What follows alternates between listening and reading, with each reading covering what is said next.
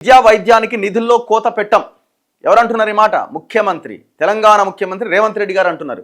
విద్యా వైద్యానికి నిధుల్లో కోత పెట్టం అంటే ఈయన మొత్తం 3,24,000 కోట్ల బడ్జెట్లో ఓ 20-25% పెట్టి నేను ఎట్టి పరిస్థితిలో ఇంత గొప్పగా నేను బడ్జెట్ కేటాయించిన, సో ఎట్టి పరిస్థితిలో నేను కోత పెట్టను అంటే ఒక అర్థం ఉన్నది. ప్రవేశపెట్టింది ఎంత? 2026-27 తెలంగాణ బడ్జెట్లో విద్య కోసం ఖర్చు పెట్టింది జస్ట్ 8.2% మాత్రమే. వైద్యం కోసం ఖర్చు పెట్టింది జస్ట్ 4-5% మాత్రమే. అంటే ఖర్చు పెట్టింది కాదు, బడ్జెట్ అంచనాలు. ఇంకా ఖర్చు పెట్టాల్సింది ఉన్నది, ఖర్చు పెట్టాలి. ఇంకా అది ఎంత ఏం పెడతారో చూడాలి. ఇప్పుడు మీరు పెట్టిన 8.2% జీతాలకే బాయ్.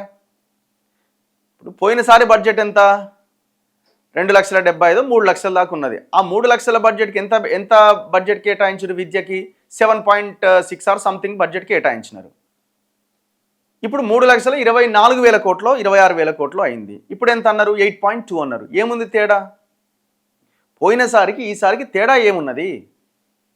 మీరు అస్సలు ఖర్చు పెట్టకుండా కాదు, ఖర్చు పెట్టాల్సిందే అది. ఎందుకంటే ఉద్యోగులకు సంబంధించిన, టీచర్లకు సంబంధించిన జీతాలకే ఆల్మోస్ట్ 90% పోతుంది, 80-90%. మిగతాదంతా జస్ట్ ఓన్లీ మెయింటెనెన్స్ కోసమే.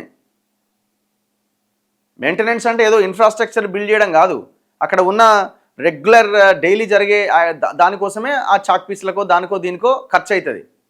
ఇక మిగతాది అక్కడ మీరు పెడుతున్నది ఏం లేదు. మళ్ళీ మీరు ఆ 8.2లో మీరు ఏమేమి యాడ్ చేసినారు? ఉస్మానియా యూనివర్సిటీకి ఇవ్వాలన్న 1,000 కోట్లు అందులోనే పెట్టిరు, అవును కదా? అండ్ మీరు ఇంటిగ్రేటెడ్ స్కూళ్ళ పేరుతో నియోజకవర్గానికి ఒక హాస్టల్ లాగా గురుకులం కడుతున్నారు కదా, ఇంటిగ్రేటెడ్ స్కూల్ అని. దానికి నియోజకవర్గానికి 200 కోట్లు, మొత్తం 119 నియోజకవర్గాలు, దాదాపు 4,000 కోట్లు దాంట్లో బడ్జెట్లోనే పెట్టిరు. ఇదో 4,000 కోట్లు, ఇది ఒక 1,000 కోట్లు, మరి ఇవన్నీ అందులోనే యాడ్ చేసినారు కదా.